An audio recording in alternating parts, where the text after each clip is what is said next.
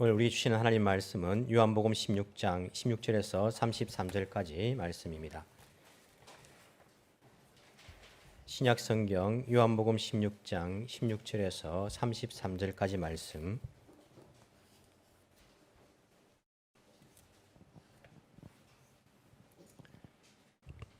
요한복음 16장 16절에서 33절 마지막 절까지 말씀, 조금 길지만은 제가 봉독해 드리겠습니다. 조금 있으면 너희는 나를 보지 못할 것이다. 그러나 또 조금 있으면 나를 볼 것이다. 그의 제자 가운데서 몇몇이 서로 말하였다. 그가 우리에게 조금 있으면 나를 보지 못하게 되고 또 조금 있으면 나를 볼 것이다 하신 말씀이나 내가 아버지께로 가기 때문에 라고 하신 말씀은 무슨 뜻일까? 그들은 말하기를 도대체 조금 있으면이라는 말씀이 무슨 뜻일까? 우리는 그가 무엇을 말씀하시는지 모르겠다 하였다. 예수께서는 제자들이 자기에게 물어보고 싶어하는 마음을 아시고 그들에게 말씀하셨다. 내가 조금 있으면 너희가 나를 보지 못하게 되고 또 조금 있으면 나를 볼 것이다 한 말을 가지고 서로 논의하고 있느냐? 내가 진정으로 너희에게 말한다. 너희는 울며 애통하겠으나 세상은 기뻐할 것이다. 그러나 너희가 근심에 쌓여도 그 근심이 기쁨으로 변할 것이다. 여자가 해산할 때에는 근심에 잠긴다. 진통할 때가 왔기 때문이다. 그러나 아이를 낳으면 사람이 세상에 태어났다는 기쁨 때문에 그 고통을 더 이상 기억하지 않는다. 이와 같이 지금 너희가 근심에 쌓여 있지만 내가 다시 너희를 볼 때에는 너희의 마음이 기쁠 것이며 그 기쁨을 너희에게서 빼앗을 사람이 없을 것이다. 그날에는 너희가 나에게 아무것도 묻지 않을 것이다. 내가 진정으로 너희에게 말한다. 너희가 아버지께 구하는 것은 무엇이나 아버지께서 내 이름으로 주실 것이다.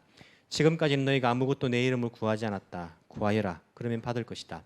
그래서 너희의 기쁨이 넘치게 될 것이다. 지금까지는 이런 것들을 내가 너희에게 비유로 말하였으나 다시는 내가 비유로 말하지 아니하고 아버지에 대하여 분명히 말해줄 때가 올 것이다. 그날에 너희가 내 이름으로 아버지께 구할 것이다. 내가 너희를 위하여 아버지께 구하겠다는 말이 아니다. 아버지께서는 친히 너희를 사랑하신다. 그것은 너희가 나를 사랑하였고 또 내가 하나님께로부터 온 것을 믿었기 때문이다. 나는 아버지에게서 나와서 세상에 왔다. 나는 세상을 떠나서 아버지께로 간다. 그의 제자들이 말하였다. 보십시오. 이제 밝히어 말씀하여 주시고 비유로 말씀하지 않으시니 이제야 우리는 선생님께서 모든 것을 알고 계시다는 것과 누가 선생님께 물어볼 필요가 없을 정도로 환히 알려주신다는 것을 알았습니다. 이것으로 우리는 선생님이 하나님께로부터 오신 것을 믿습니다. 예수께서 대답하셨다. 이제는 너희가 믿느냐? 보아라, 너희가 나를 혼자 버려두고 제각기 자기 집으로 흩어져 갈 때가 올 것이다. 그때가 벌써 왔다. 그런데 아버지께서 나와 함께 계시니 나는 혼자 있는 것이 아니다. 내가 이것을 너희에게 말한 것은 너희가 내 안에서 평화를 얻게 하려는 것이다. 너희는 세상에서 환난을 당할 것이다. 그러나 용기를 내어라. 내가 세상을 이겼다. 아멘. 예, 우리가 계속해서 요한복음을 보고 있습니다. 재밌습니까? 예. 거짓말인지 정말인지 확인할 길이 없네요. 그죠? 예, 하나님 말씀이 다 재밌다고 말해야지 뭔가 은혜가 있는 것 같고 재미없다고 말하면 왠지 죄를 짓는 것 같은 그런 기분이 들죠. 그죠? 근데 우리가 본문적으로 생각해 보면요. 이 요한복음 16장에 나오는 이 본문은 우리가 인간적으로 보면 그렇게 재미있는 본문은 아닙니다. 왜냐하면 내용이 어렵거든요. 제자들도 오늘 보면요. 무슨 말씀인지 모르겠다라고 하지 않습니까? 예수님을 3년 동안 쫓아다니면서 직접 배운 그 제자들도 예수님께서 지금 하시는 말씀이 무슨 말씀인지 잘 모르고, 그리고 지금 우리가 보아도 예수님께서 무슨 말씀을 하시는지 머리에 잘 들어오지 않고, 그래서 우리가 이 본문을 읽을 때에 그냥 이렇게 넘어가 버릴 때가 많아요. 다른 뭐 다윗과 골리앗 이야기 이런 사건적인 이야기를 보면요 재밌지 않습니까? 이야기식이니까. 하지만 이런 예수님의 강화라고 하죠. 이런 설교 아니면 가르침 이런 말씀들을 보면 물론 비유로 말씀하시면 그게 또 재미있을 수 있는데 단순히 이런 이제 알지 못하는 내용들을 말씀하시면 참 재미가 없다. 우리가 이런 이제 생각이 들 수도 있습니다. 말씀을 전하는 저도 뭐 제가 반복적으로 말씀을 드리지만요, 말씀 준비하기도 쉽지 않아요. 그래서 여러분들이 아마 평생에 이 요한복음에 예수님의 십자가 잡히시기 전 마지막 이 설교를 가지고 설교를 들어보신 적이 잘 없으실 것입니다. 저는 많이 들어봤는데요. 들어보셨어도 이 내용을 가지고 잘 풀어내는 그런 해석을 한 그런 설교를 들어보신 적이 아마 적으실 거예요. 제가 왜 그렇게 말씀드릴 수 있냐면 저도 설교를 준비한다면서 여러 가지 또 참고 책들을 이제 보잖아요. 보면 이 내용을 정확하게 잘 해석해가 풀어낸 책들을 그래 이런 말씀이네 라고 혹 이렇게 쑥 와닿는 그런 책들이 잘 없더라고 보니까. 그냥 이 이제 한 구절 한 구절을 그냥 이렇게 이제 번역하거나 해석하거나 이렇게 했지. 전체적으로 예수님께서 왜 이 분위기 가운데 왜 이 시기에 이런 말씀을 하시고 이 제자들에게 어떤 목적을 가지고 어떤 내용을 말씀하시는가에 대한 그런 내용들을 잘 없던 것 같아요. 근데 우리 계속해서 예수님께서 성령 돕는 자 성령께서 하시는 그 이제 보내주겠다는 약속을 하지 않습니까? 성령께서 하시는 일이 뭐라고 했죠? 사람을 넘어뜨리고 뭐그 닭울음 소리 내고 막 이런 거라 했죠. 그런 게 아니라 성령께서 하시는 가장 중요한 일 무엇을 돕는댔습니까? 말씀을 생각나게 하고 말씀을 깨닫게 하는 일이에요. 그래서 제가 이 설교를 준비하면서 또 성령님의 그런 능력을 의지하면서 하니까 정말 신기하게도 신기하면 안 되죠, 그죠? 당연한 거죠. 이 말씀이 무슨 뜻인지를 깨닫게 해주시더라고요. 제가 이 말씀을 가지고 제일 처음 준비할 때는요, 이거 어떻게 하지 이걸 내가 어떻게 내가 이 설교를 하지 했는데 묵상하면서 나가다 보니까 무슨 말씀인지를 깨닫게 해주시면서 정말 성령께서 말씀을 깨닫게 해주시는 그런 능력이 있다는 것들을 경험합니다. 그래서 여러분들도 이 말씀을 읽고 듣고 또 묵상하는 가운데에 성령께서 하시는 일이 여러분들에게 말씀을 깨닫게 하시고 또 어떤 의미인지를 알게 하시고 그것을 실천하게 하시는 그런 은혜가 있다라고 생각합니다. 비록 어렵지만은 비록 우리가 뭐 성경은 어렵다 이렇게 말씀도 많이 하는데 신앙생활의 시작은요 말씀을 듣는 것에서 시작이 됩니다. 그렇기 때문에 우리가 신앙생활을 위해서는 말씀을 듣는 것, 꼭 듣는 것만 아니죠. 듣고 읽고 묵상하고 보는 것, 이 말씀이 제일 중요하다라는 그런 생각들을 하셔야 됩니다. 이런 교회 생활은요 뭐 여러 가지 이유로 시작될 수 있어요. 여러분 어떻게 교회 생활을 시작하셨습니까? 아내에게 끌려와가지고 남편에게 끌려와서 아이들은 나는 뭐 태어나자마자 엄마 뱃속에서부터 교회를 다니고 있었어요. 나는 나한테 묻지도 않고 나한테 어떻게 할래? 그렇게 기회도 주지 않고 나는 어릴 때부터 그냥 이렇게 끌려다녔어요. 교회 생활의 시작은요 다양합니다. 이유들이. 제 대학부 때에 저를 가르쳤던 은사 목사님께서는 지금 호주에서 이제 사역을 하고 계신데 정말 제가 존경하는 목사님이세요. 근데 그 목사님께서 처음 교회를 나간 계기를 말씀하시는데 우리 대학부 때에 여자 꼬시러 이쁜 여자 우리 학생 때는 그런 게 있었거든요. 교회 가면 여자 사귈 수 있나? 남녀 공학도 아니었고 뭐 남자 학교 계속 다녔고 여자 학교 계속 다니니까요. 교회 가면 서로가 모여서 놀고 막 하지 않습니까? 그래서 이 이성 친구를 뭐 이렇게 사귀고 싶어서 그런 이유 때문에 교회 생활을 시작한 사람들도 있었어요. 그 이유들이 저는 다 괜찮다고 생각합니다. 또 하다 보면 신앙생활이 시작될 수 있기 때문에 교회 생활은 다양한 이유에서 시작이 될 수 있습니다. 하지만 교회 생활을 한다 해서 신앙생활을 하는 것은 아니에요. 우리가 이 구분을 잘 하셔야 됩니다. 이게 잘 안 되니까 교회 생활 10년, 20년 해도요. 신앙생활이 안 되는 거예요. 신앙생활이 시작되지 않았어요. 우리 아이들을 특히 모태신앙 많죠, 그죠? 어릴 때부터 교회를 다녔습니다. 교회 생활을 한 거지 아이들이 신앙생활을 한 거 아닙니다. 부모들이 그걸 잘 모르니까 교회 생활을 하니까 신앙생활을 하겠지라고 그냥 같다라고 생각하니까 이게 착각을 이제 우리가 많이 하죠. 잘 모르니까. 놔뒀는데 나중에 보니까 신앙생활을 안 하고 있어가지고 교회를 떠나는 경우들도 많잖아요. 우리가 안타까운 그런 이야기지만은 왜냐하면 신앙생활을 하지 않으면요 교회 생활은 재미가 있습니까 없습니까? 여러분 재미없다 그죠? 재미가 없어요. 세상 재미가 없는 게 교회 생활이에요. 이거 뭐가 재밌습니까? 세상이 훨씬 재밌죠. 일요일 날 나가서 노는 게 재밌지. 우리 뭐 실내에 앉아가지고 우리 그래서 뭐 눈 감고 기도하고 또 찬양 부르고 노래하고 뭐 말씀 듣는 게 재밌습니까? 없잖아요, 그죠? 뭐 이것을 앉아가지고 또 말씀을 듣고 있고 또 1시간 있다 또 집에 가고 이 1시간 이거 들으려고 막 또 챙겨가 준비해서 나와야 되고 이 세상 재미없는 교회 생활이에요. 또 뭐 이렇게 헌금을 내라고 또 봉사를 해라고 뭐 이런 거 막 요구하는 것도 막 목장 모임도 해야 되고 이 교회 생활이요 신앙생활 아니면 재미가 없는 거예요. 아이들이 어릴 때는 교회 생활을 했어요.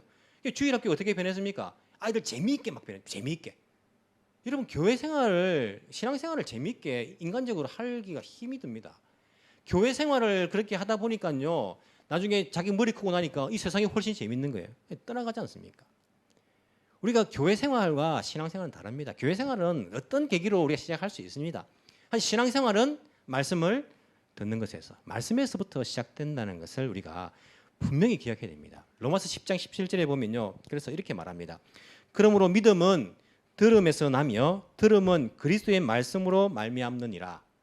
이게 오늘 일본어 이제 일부 때 일본어 예배를 드렸는데 일본어 성경에는 이렇게 되어 있습니다. 신고와 키쿠코토から始まります. 신앙이 어디서 시작되느냐? 신앙생활이 어디에서 시작되느냐? 바로 말씀을 듣는 것에서, 예수님의 말씀을 듣는 것에서, 단지 듣는 것뿐만 아니라 아까 말씀드렸죠. 읽고 또 묵상하고 예수님의 말씀을 공부하고 예수님의 말씀으로부터 신앙생활이 시작된다라고 성경에서 이야기하고 있어요. 우리가 말씀을 접하지 않으면 신앙생활은 깊어지지 않습니다. 여러분 교회 생활 10년, 20년, 30년, 40년 했다는 사람 가운데에 신앙이 없는 사람을 본 적이 많으시죠, 그죠? 있습니다. 왜? 말씀을 접하면서 그 말씀을 깊이 있게 연구하고 그 말씀이 내 삶 속에서 그것이 빛이 되고 기준이 되는 이런 신앙생활을 하지 못했기 때문에 교회 생활은 길게 했지만은 신앙생활은 아직까지 어린아이와 같은 그런 사람들도 있는 거예요. 하지만 교회 생활은 짧지만은 신앙생활을 시작한 사람들 일찍부터 그 사람들은 믿음이 참 깊은 경우들도 있다는 거예요. 우리가 교회 생활만 하지 마시고 이런 교회 생활하면요 언젠가는 이거 또 여러분 이게 교회 생활 그만둘 그런 기회들이 많아요. 인간관계 하다 보면요 막 골치 아플 때도 있고요. 또 여러 가지 보면 내가 이게 교회만 안 다니면 우리가 신나는 것도 있고 골치 아프 뭐 내가 고민 안 해도 되는 것들도 있는데 교회 생활 하게 되니까 뭐 오히려 내가 막 속상하고 힘들고 막 더 막 어려운 것 교회 생활만 했으면 이것이 그만두게 됩니다. 근데 신앙생활과 함께 했으면 그것을 이겨내는 거예요. 왜? 예수님 말씀을 내가 묵상하고 그 말씀이 나를 인도해 가시기 때문에 단순히 교회 생활이 아니라 신앙생활, 그 신앙생활을 말씀으로부터 우리가 그렇게 해 나가는 것이 필요합니다. 그래서 우리가 예수님 말씀을 매주마다 모여서 보는 거예요. 예수님 말씀이 우리의 믿음을 키워가고 있고 예수님 말씀이 우리의 삶을 인도해 가시기 때문에 이 말씀이 어려워도 혹시 여러분 인간적으로 재미가 없어도요 이 말씀 우리가 가까이 하고 그 말씀을 묵상하면서 따르는 것이 필요합니다. 우리 계속해서 강조하지 않습니까? 말씀을 들으십시오, 말씀을 읽으십시오. 이런 강조해도 이러면 어떻습니까? 눈도 하나 깜짝 안 하지 않습니까, 그죠? 그 계속 이야기해도 말씀을 읽지도 않고 듣지도 않고 제가 이제 뭐 한국에 가면요 말씀을 이게 복음을 전할 때가 있어. 이번에도 몇 명에게 복음을 전할 기회들이 있었습니다. 그러면서 교회 오래 다니는 사람들한테 꼭 제가 물어봐요. 말씀에 관하여서 성경 몇 번 읽었냐라고. 대부분 다 성경을 한 번도 못 읽은 사람들이 많아요. 창세기만 5번 읽고 마태복음만 5번 읽고 많이 교회를 다녔기 때문에 자기가 착각하고 있어요. 만약 말씀을 한번 읽었을 것이다. 착각하지만요. 정확하게 돌아보면 말씀을 창세기부터 요한계시록까지 제대로 읽은 적이 한 번도 없는 사람이 참 많습니다. 그래서 이단으로 넘어가죠, 그죠? 잘 모르니까 말씀을 가까이 하지 않으면 우리의 신앙은 깊어지지 않습니다. 그래서 말씀을 강조하는 것이고 오늘도 우리가 변함없이 예수님의 그 말씀을 묵상하고 있는 것입니다. 이 말씀이 오늘도 여러분들에게 그 믿음의 깊이를 더해 가기를 간절히 소망합니다. 성령께서 우리에게 그 말씀을 깨닫게 하시는 그런 은혜가 오늘도 있기를 바랍니다. 예수님 말씀을 보겠습니다. 16절에서 예수님께서 이런 말씀하십니다. 조금 있으면 너희는 나를 보지 못할 것이다. 그러나 또 조금 있으면 나를 볼 것이다. 이 말씀을 하시는 거예요. 이 말씀을 제자들이 알아듣습니까? 못 알아듣습니다. 왜냐하면 이때까지 같이 계속 오늘까지 예수님과 늘 함께 왔어요. 3년 동안 계속 함께 왔는데 갑자기 예수님께서 물론 이제 뭐 14장, 15장, 16장에 보시면 예수님께서 십자가에 달리는 이야기들을 이제 하십니다. 내가 이제 내일 떠나갈 것이고 그리고 이제 부활의 이야기들도 계속 요한복음에서 해 오셨습니다. 하지만 이 제자들은요 그러면서 염려를 하고 있었죠. 예수님께서 우리를 떠나간다는 그 때문에 자꾸 좀 있어 볼 것이고 또 뭐 좀 이따 볼 것이고 못 볼 것이고 또 볼 것이다 이렇게 이제 말씀을 하시는 거예요. 제자들이 그 가운데 몇몇이 이제 서로 17절에 이야기합니다. 그렇게 하신 말씀이나 내가 아버지께로 가기 때문에라고 하신 말씀은 무슨 뜻일까? 아버지께로 간다는 것은요 지금 16절에 하신 말씀이 아니고 그 앞에서 하신 거예요. 내가 아버지께로 너희 있을 곳을 예비하러 간다 이런 말씀을 하지 않습니까? 그래서 하나님 아버지께 가실 이야기들을 앞부분에 하셨습니다. 같은 자리예요. 같은 시간대입니다. 하셨는데 이 제자들이 그것과 함께 방금 하신 말씀과 함께 이게 무슨 말씀인가? 선생님 이게 무슨 뜻입니까? 우리 못 알아듣겠습니다. 무슨 뜻인지 모르겠습니다. 18절에 보시면 무슨 뜻일까? 모르겠다라고 그렇게 하는 거예요. 예수님께서는요 그것을 그 마음을 아시는 거예요. 모르겠습니다 하는 마음을. 여러분들도 말씀 읽을 때 주님 이게 무슨 말인지 모르겠습니다. 그 마음을 아시고 성령을 통해서 여러분 깨우쳐 주실 것입니다. 모르겠다 그 마음을 아시고요. 예수님께서 또 말씀하십니다. 조금 있으면 못 볼 것이고 조금 있으면 나를 볼 것이다 한 말을 가지고 서로 논의하고 있느냐라고 하시면서 설명해 주시는 거예요. 여러분 이 말씀이 무슨 말씀이라고 생각합니까? 예수님께서 조금 있으면 못 볼 것이고 조금 있으면 볼 것이다. 무슨 말씀일까요? 두 가지 가능성이 있어요. 첫 번째 가능성은 예수님께서 조금 있으면 못 볼 것이다. 십자가 달리시니까 못 볼 것이고, 조금 있으면 또 볼 것이다. 부활하시니까 우리 또 볼 것이다. 이런 가능성이 있고, 또 하나는 조금 있으면 못 볼 것이다. 아버지께서 가시니까, 성천하시니까 못 볼 것이고, 조금 있으면 또 볼 것이다. 재림하시니까 볼 것이다. 이제 두 가지 가능성이 있는 거예요. 예수님께서 어떤 것을 의도하셨는가에 관하여서는 우리가 뭐 조금 더 연구를 해봐야겠지만은, 뭐 학자들은요, 이 두 가지의 그런 의미가 다 내포되어 있다라는 이야기를 합니다. 그것이 바로 예수님의 뒤에 설명을 보시면요, 아, 과연 이 두 가지가 다 내포되어 있는 것을 우리가 알 수 있습니다. 한번 보십시오. 20절, 내가 진실로 진실로 너에게 말한다. 너희는 울며 애통하겠으나 세상은 기뻐할 것이다. 자, 예수님께서 말씀하십니다. 나를 못 볼 것이기 때문에 세상은 기뻐할 것이고 너희는 애통할 것이다. 그렇게 말씀하십니다. 그럼 너희가 근심에 쌓여도 그 근심이 기쁨으로 변할 것이다. 자, 이 말씀은요, 십자가와 부활을 말하는 것입니다. 그렇지 않습니까? 예수님께서 십자가 달리실 때에 이 제자들은요, 울며 애통합니다. 하지만 세상은, 이 바리새인들은요, 기뻐한 거예요. 하지만 너희가 근심에 쌓여도 그 근심이 기쁨으로 변할 것이다. 왜 기쁨으로 변할까요? 예수님의 십자가 죽으심은 우리에게 슬픔으로 다가왔지만은 부활하심으로 인하여 가지고 그 부활의 기쁨이 우리에게 주어지는 거예요. 여러분, 예수님 부활하셨기 때문에 우리는요, 죄로부터 또한 사망으로부터 우리는 해방을 맞게 됩니다. 이 인생이 가장 큰 문제가 죄 문제고, 죄로 인하여 하나님 관계가, 창조주와의 관계가 끊어진 것이고, 그것 때문에 영원한 사망에 처하는 것이 인생의 최대의 그러한 문제였어요, 인생에. 근데 예수님의 부활은 사망의 권세를 깨신 거 아닙니까? 그렇기 때문에 부활을 통하여서 우리가 그 기쁨을 맛보게 될 것이다. 너희는 그 근심이 기쁨으로 변할 것이다 하시면서 여자가 해산하는 그런 이야기들을 하십니다. 마찬가지로 해산할 때는 고통이 있지만은 생명을 낳으니까 그 기쁨이 있지 않느냐. 너희들에게 그 부활의 그 기쁨, 그 생명, 영원한 생명의 그 기쁨이 너희에게 임할 것인데 그 기쁨으로 변할 것이다. 그리고는 22절, 너희가 근심에 쌓여 있지만 다시 너희를 볼 때에 너희의 마음이 기쁠 것이며 그 기쁨을 너희에게 빼앗을 사람이 없을 것이다. 예수님의 그 부활의 기쁨을요, 뺏어갈 사람은 없어요. 예수님 믿으면 그 부활의 기쁨을요, 누가 뺏어갑니까? 물질로 인한 기쁨이라면요, 물질 뺏어가면 그 기쁨 뺏기지요. 여러분, 우리가 받는 그 맛보는 기쁨이라는 것은 이 세상의 기쁨과는 다른 겁니다. 이 세상의 기쁨은 무엇입니까? 내가 좋은 거 가지면 기쁘고, 많이 가지면 기쁘고, 내가 뭐 이렇게 누리면 기쁘고, 소유해서 오는 기쁨, 아니면 내가 어떤 감각적인 쾌락을 느끼면서 오는 그 기쁨, 이것이 세상적인 기쁨이지만은 예수님께서 말씀하시는 이 기쁨은요, 그 부활을 통하여서 우리에게 주신 그 기쁨, 인간의 근본적인 문제였던 죄 문제와 그리고 이 사망의 문제, 이 권세로부터 해방할 수 있는 이 기쁨이기 때문에 이것은요, 빼앗기지 않는 것이고 근본적으로 우리가 물질이 없어도 기뻐할 수 있는 그 기쁨이 영원한 기쁨이라고 우리가 말할 수 있습니다.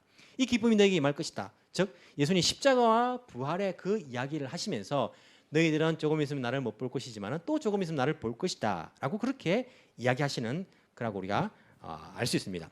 그러면서 예수님의 성천과 또 재림의 그 내용도 포함되어 있다는 것을 우리가 알 수 있는데, 23절, 그날에는 너희가 나에게 아무것도 묻지 않을 것이다. 자, 예수님 부활하신 이후에는요, 이 제자들이 물었습니까? 안 물었습니까?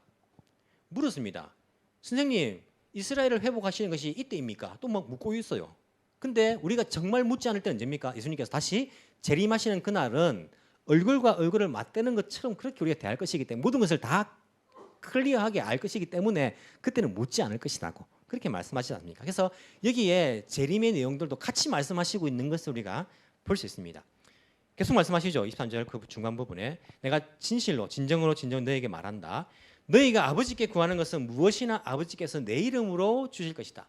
그러니까 너희들이 내가 올 때까지, 나는 없지만은 나를 못 볼 것이지만은 나를 다시 볼 때까지 내 이름으로 아버지께 구하면 너희들이 받을 수가 있다. 24절, 지금까지는 너희가 아무것도 구하지 않았다. 왜 그렇습니까? 예수님 같이 있었으니까. 예수님 같이 있었으니까 우리가 뭐 구할 필요 없습니까? 예수님께서 다 또 이렇게 해주시는데, 하지만 구하여라. 이제는 예수님께서 떠나가실 것이니까 그러면 받을 것이고, 그래서 너희의 기쁨이 넘치게 될 것이다. 아, 우리가 예수님의 이름으로 구하면 아버지께서 응답해 주시구나. 하나님과의 그 관계가 예수님으로 인하여서 회복되었다는 것들을 경험하기 때문에 그 기쁨이 넘치게 될 것이다 라고 그렇게 이야기하고 있는 것을 볼 수 있습니다. 근데 이것을 보면요, 사람들이 그렇게 생각합니다. 나는 예수님 이름을 구해도 안 주시던데요. 막 이런 이야기를 해요. 예수님 나 좀 이렇게 경마해야 되는데 이거 좀 오아따리 하게 해주세요. 뭐. 왜 안 걸리게? 나 이거 타카라구치 샀는데 좀 1등 당첨되게 해주세요. 왜 이런 것을 왜 안 들어주십니까? 예수님 이름 기도합니다 했는데도 왜 안 들어주십니까? 우리가 예수님의 그 의도를요 정확하게 파악할 필요가 있습니다. 예수님께서 지금 하시는 말씀이 어떤 말씀인지를, 무슨 말씀인지를 우리가 잘 알아야 됩니다. 사람이 하는 이야기를요 어떤 의미인지를 잘 알아야지 있는 말 그대로 들으면 안 되지 않습니까? 예를 들어 마태복음에 나오는 내 오른손이 범죄하거든 어떻게 하라고요? 찍어버리라. 한 팔 없이 하나님 나라에 들어가는 게 낫지, 한 팔 가지고 지옥 가는 것보다 없는 게 없고 그냥 천국 가는 게 낫다, 이런 말씀이 있지 않습니까? 내 오른눈이 죄를 범하거든 어떻게 하라고요? 빼버리라. 그렇게 이야기하는 거예요. 그 예수님의 그 말씀, 예수님 말씀이지 않습니까? 예수님 말씀인데 그러면 여러분 죄를 지으면 찍고 눈을 빼라는 말씀인가요? 아닙니까? 그렇게 한다면요 여러분 가운데 남아있는 게 몇 개 있겠습니까? 그죠? 대장도 우리가 그죠? 나쁜 거 먹어가지고 또 이렇게 하니까 남아있는 게 막 없을 거예요 그냥 우리가. 예수님 그 말씀은 무엇입니까? 그만큼 마음에 각오를 하고 찍는 그런 결단을 하고 죄를 멀리하는 말씀 아닙니까? 부모님이 이 아이들이 얘를 먹이고 막 하니까 야 너 나가 죽어라 이렇게 말했을 때 그 아이가 내가 평생 어머니 말씀을 거역했는데 내가 마지막으로라도 내가 이게 효도를 해야지, 나가 죽겠습니다, 나가서 목매가 죽었다. 부모님 말씀 그 말씀입니까? 아니잖아요. 제발 두 번 다시는 그렇게 하지 말라는 말이잖아요. 내가 그거 너무 싫다. 너무 싫으니까 그거 제발 좀 하지 말라는 말이 그럴 것 같은 말이야. 뭐 나가 죽어라. 그걸 나가 죽으라고 이해하면 안 되잖아요. 물론 뭐 부모가 그런 말 하면 안 되겠지만 막 예를 들어서 성경을 읽을 때 예수님께서 이렇게 말씀하신 것이 무슨 말씀인가를 우리가요 잘 이해해야 됩니다. 잘 알아야 되는 거예요. 예를 들어 가지고 우리가 지금 아프리카 가나에 데이비드 목사님 계신 곳에 우리가 이제 또 같이 동역을 합니다. 우리가 뭐 돕는다는 말보다 같이 동역한다는 말이 더 좋죠, 그죠? 그분도 그 땅에서 하나님 나라를 위해서 일하고 우리도 일본 땅에서 하나님 나라를 위하니까 서로 이제 도우면서 동역하는 거예요. 제가 여기 계신 여러분들 딱 모아가지고 야 여러분 우리 그 아프리카 하나에 전도 여행 갑시다, 선교 여행 갑시다. 그래가지고 여러분 다 데리고 가는 거예요. 가고 싶죠, 여러분, 그죠? 별로 안 가고 싶은가 싶어요. 저는 가고 싶어요. 여러분 데리고 가고 싶어요. 한번 가서 고생을 시킨 게 아니고 경험을 좀 그죠? 현장에서 또 해보고 다른 것도 있구나. 다 데리고 갔습니다. 아프리카 갔어요, 가나에. 가나는요 말라리아가 있습니다. 말라리아가 풍토병이지 않습니까? 우리 독감하고 비슷해요. 더 심한 그런 풍토병이죠. 그래서 그 사람들은 말라리아는 뭐 낫는 게 아니라 하죠. 걸리고 또 몸은 또 걸리고 이게 우리 감기하고 똑같은 거예요. 우리 감기가 풍토병이처럼 말라리아 있어요. 그냥 잘 걸려요. 가면 말라리아 위험도 있죠. 황열병의 위험도 있죠. 우리는 한 번도 안 걸려봤기 때문에 그 걸리면요 면역력이 없어가지고 우리는 그 아프리카 사람보다 훨씬 더 알아 누워요.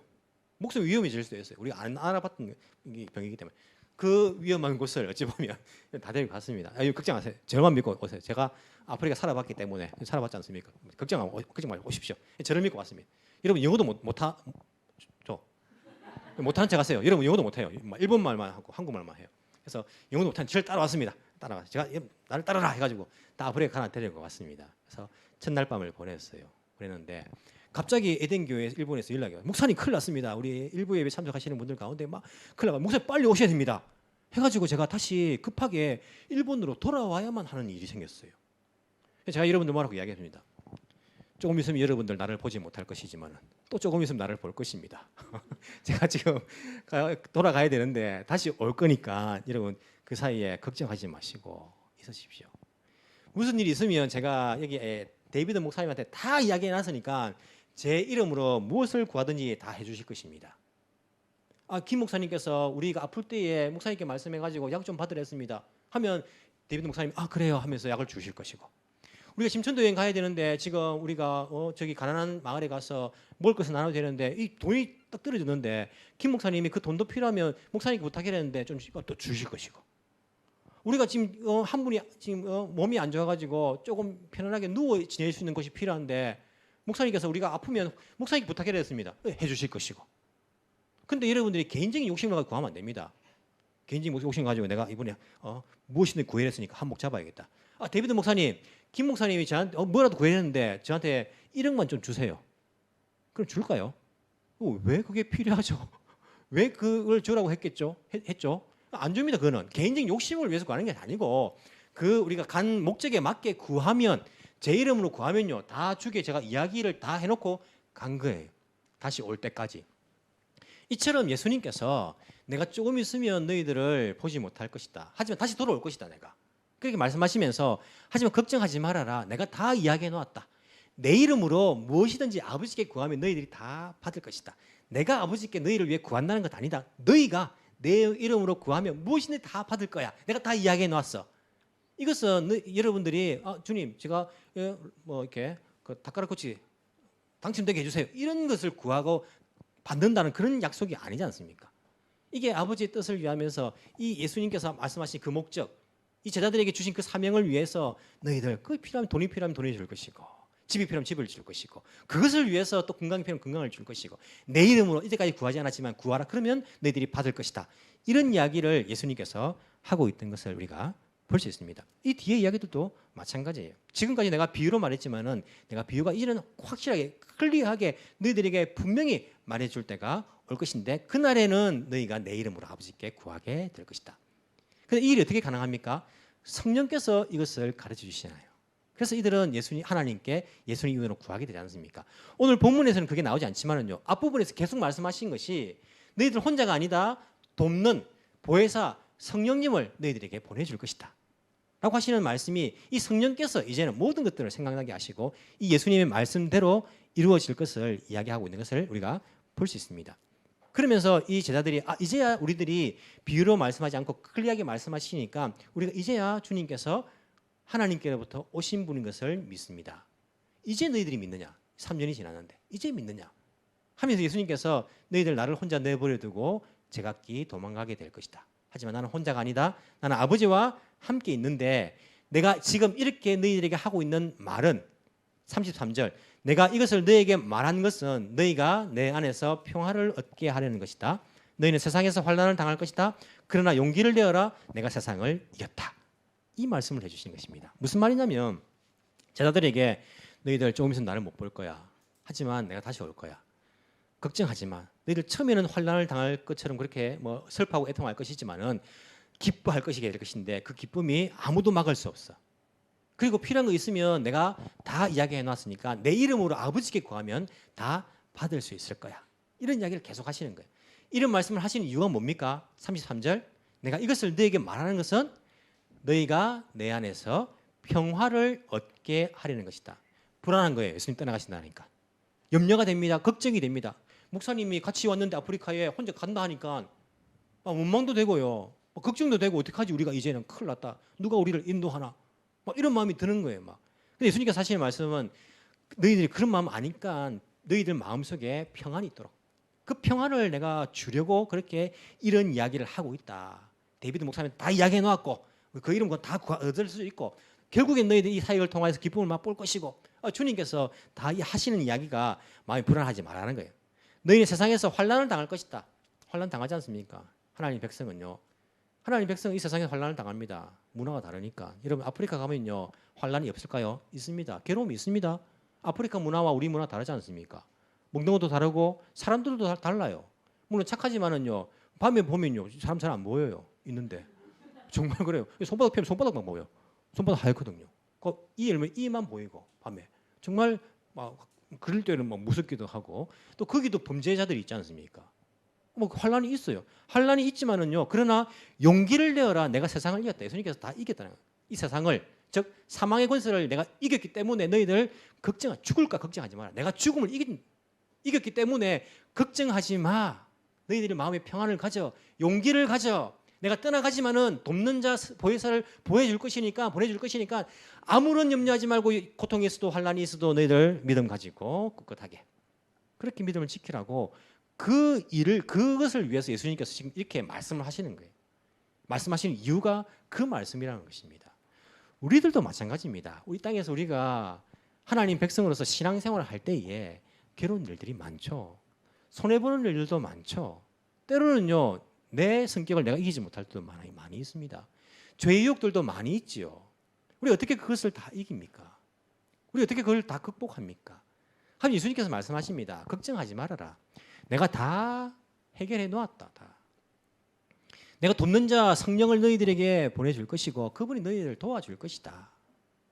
내가 다 이야기해 놓았으니까 내 이름으로 무엇이든 구하면 너희들이 받을 것이다. 그렇게 예수님께서 떠나가시면서 십자가를 지러 가시면서 이 제자들에게 그렇게 안심시키고 계시고 평안을 주시고 계시고 또한 이 땅에서 예수님의 재림을 기다리는 우리들에게도 동일하게 말씀하고 있는 것을 우리가 볼 수 있습니다. 내 이름으로 하는 거 아닙니다. 약속하신 성령에 의지해서 이것이 가능하다라고 우리에게 말씀하고 계십니다. 우리가 여기에 보면 공기청정기가 있죠, 그죠? 제가 한번 말씀드렸죠, 그죠? 이게 비싼 겁니다. 좋은 거죠, 다이슨, 그죠? 좋은 건데 이 공기청정기 가운데에 제일 중요한 부품이 뭘까요? 다 중요하죠. 다 하나도 없으면 안 되겠죠. 하지만 그 중에서도 제일 중요한 부품이 뭐라고 생각하십니까? 필터죠, 필터. 공기청정기는 필터가 최고 중요합니다. 그래서 필터에 의해 가지고 가격이 결정되기도 하고 필터가 얼마나 좋으냐 이게 공기청정기가 얼마나 좋으냐를 결정하는 거잖아요. 근데 만약에 이 공기청정기 안에 필터가 없어요. 필터가 없는 거예요. 그럼 공기청정기를 할 수 있습니까? 없습니까? 있습니까? 없습니까? 잘 모르겠습니까? 겉보기에는 공기청정기인데 사실은 공기청정을 합니까? 안 합니까? 못하죠. 필터가 없으면요. 들어온 공기 먹어가지고 어떻게 들어온 공기 그대로 나오는 거예요. 이름은 공기청정기인데 공기청정기가 아닌 거예요. 필터가 없으면요. 이처럼 우리가 겉으로 보기엔 크리스찬인데 이름은 크리스찬인데 성령의 필터가 없는 사람은요. 그냥 나쁜 게 들어가면 나쁜 게 나와요. 겉보기에는 크리스찬이에요. 하지만 크리스찬일까요? 아닐까요? 크리스찬 아니에요. 그 모습은요 다 공기청정기 생겼는데 이 세상의 유혹과 두려움과 염려와 나쁜 것들, 뭐 미움과 욕심과 뭐 시기와 질투가 들어가면요 그대로 다 나와요. 그대로 다 나오기 때문에 겉으로 보기에는 공기청정기 크리스찬인데 속을 들여다보면 공기청정기가 아닌 거예요. 속을 들여다보면 크리스찬들이 아닌 것입니다. 여러분 내 속에 염려가 들어오죠. 저도 염려가 들어올 때 있습니다.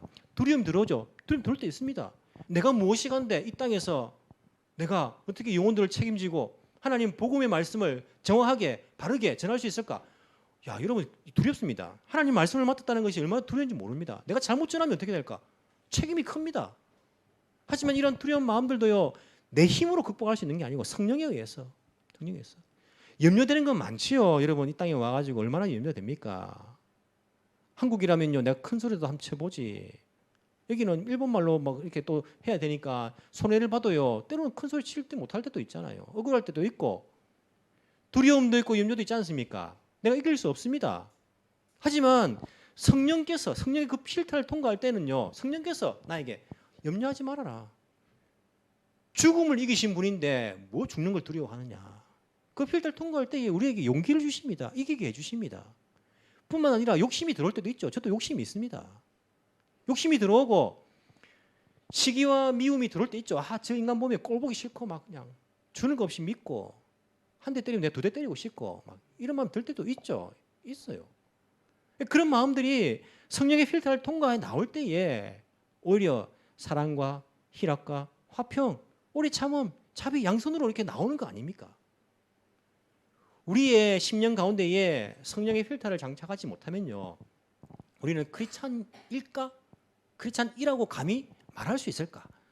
겉보기에는 크리스찬 같은 그런 모습을 하고 있지만은 교회 생활은 하고 있지만은 정말 그 사람이 신앙생활을 하고 있을까? 정말 예수님께서 말씀하시는 그런 크리스찬이라고 말할 수 있을까? 우리가 예전에 한국에서 가습기 뭡니까? 그 가습기를 청소하는 그 액을 이렇게 넣어가지고 사람들이 많이 죽었잖아요. 야, 그런 일이 있을 수 있어요. 참 그죠? 그런 사람들은 다 잡아가 그러면 안 되죠, 그죠? 하여튼 그런 일이 있었어요. 이게 공기를 뭐 청정기는 아니지만 가습을 시키고 하는데 그걸 넣어가지고 좋은 게 나오라고 그걸 넣었는데 깨끗하게 넣었는데 사람을 죽이는 게 나왔잖아요. 얼마나 여러분 우리가 그게 말이 안 되는 이야기입니까? 근데 만약에 우리 가운데에 이걸 넣었는데 끝으로 나오는 게 사람을 죽이는 것이 나온다면 우리의 말을 통해서 우리의 행동을 통해서 우리의 삶을 통하여서 이 세상을 더 어지럽히고 더 더럽히고 사람을 죽이는 그런 말들을 한다면 우리가 얼마나 참 크리스찬이라는 이름으로서 하지 못할 일들을 하고 있는 것입니까? 필터 없는 공기청정기 때문에 이 땅에 사람들이 교회를 욕하고 있습니다.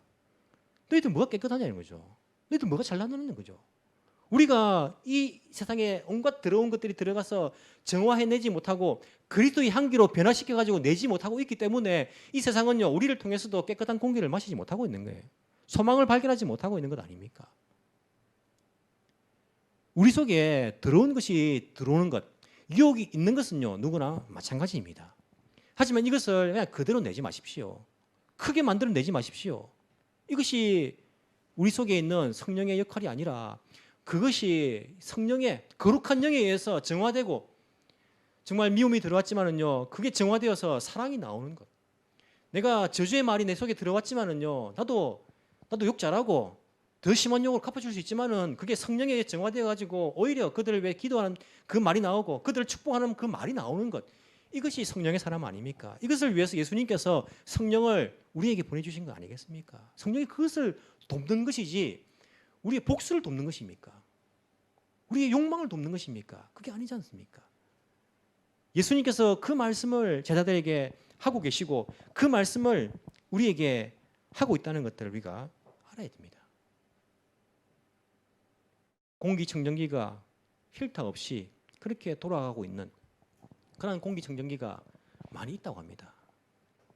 크리스찬이라는 이름을 가지고 있지만은요, 그 속에 성령께서 그 삶을 인도해 가지 못하고 성령께서 그 마음을 정화시키지 못하는 그런 크리스찬들의 모습이 이 세상에 너무 많아서 세상이 교회를 통해서 소망을 발견하지 못하는 그런 이 시대의 문제를 우리가 정말 문제로 여기고 우리는 주님께 주님 성령께서 나를 변화시키시도록 성령께서 나를 인도해 가시도록 나는 화가 나고 나는 염려가 되고 나는 두려움이 올라오고 나는 내 욕망을 이루고 싶은 이것이 올라오지만은 성령 하나님 이것을 정화시켜 주십시오. 성령 하나님 나를 인도해 주십시오. 내 본성을 거스려서 성령의 그 소욕을 따라 살아갈 수 있는 그러한 사람이 되게 해 주십시오. 우리가 기도하는 마음을 가지고 그 성령께서 말씀하신 데 좀 민감할 수 있도록 우리가 민감이라는 것이 야 너 못생겼네 너 돼지네 하면 우리가 민감해가지고 마음 상처받아가지고 뭐 저런 게 다 있어 하면서 내가 얼마나 상처 잘 받는데 이런 민감함이 아니라 그런 말을 들어도 성령께서 나에게 무엇이라 말씀하실까 어떻게 대처하기를 원하실까 그 성령의 그 음성에 좀 민감하게 반응할 수 있는 그런 사람이 된다면 내가 성령을 잘 알지 못했지만은 이런 민감함을 가지고 그 성령에 의지하여서 우리의 삶을 변화시켜 나간다면 성령께서 우리와 함께 하신다는 것을 깨닫게 될 것이고 예수님께서 말씀하신 것이 무엇인지를 우리가 정말 뼈저리게 깨닫게 될 것이고 그 예수님의 말씀처럼 주님의 이름으로 무엇이든지 구하면 우리가 받게 될 것이고 마음에 두려움과 염려 대신에 평안이 오게 될 것이고 고난이 있지만 환난이 있지만 용기를 가지고 세상을 이기신 죽음을 이기신 그분 따라서 죽음을 두려워하지 않고 이 세상을 크리스찬으로서 예수님의 제자로서 살아갈 수 있게 될 것이라고 마음속으로 확신을 합니다. 그러한 은혜가 저와 여러분 가운데에 가득하기를 간절히 소망합니다. 기도드리겠습니다.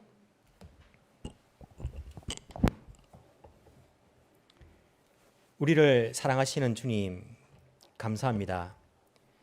주님의 십자가 길은 우리로부터 떠나가심이 아니라 우리를 창조주 아버지 하나님과 화해시키기 위함이셨다는 것들을 우리가 깨닫게 됩니다. 우리를 위해 우리를 살리기 위해 죽음의 길을 걸으신 우리 주님께 감사와 찬양을 올려드립니다. 예수님의 부활을 통하여 이 세상을 죽음을 이기신 그 주님을 우리도 함께 기뻐합니다. 우리에게도 부활의 소망을 주시고 세상에서 맛보는 기쁨이 아닌 부활을 통한 영원한 기쁨을 허락하여 주시니 주님 감사합니다. 주여 비록 이 땅에서 고난을 당할 때 있지만 용기를 잃지 않고 신앙의 길을 걷게 하여 주옵소서.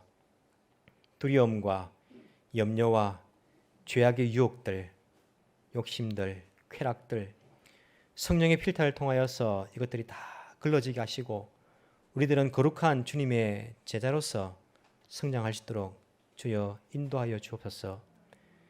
때로는 나 자신도 나를 통제하지 못하는 그러한 순간들이 있습니다. 너무나 연약한 우리들입니다. 주여 불쌍히 여겨 주시옵소서. 성령이시여 우리를 다스려 주시옵소서. 우리를 올바른 믿음의 길로 인도하여 주옵소서. 우리를 통해서 죄인인 죄악된 나라는 그런 인간이 표현되는 것이 아닌 성령을 통해 변화된 그리스도의 향기로서의 우리가 표현될 수 있도록 주여 도와주시고, 그런 우리를 통하여서 우리를 만나는 사람들이 예수님을 만날 수 있는 그러한 기적들이 일어나게 주여 역사하여 주옵소서. 지금도 살아계신 예수님 이름으로 기도합나이다. 아멘.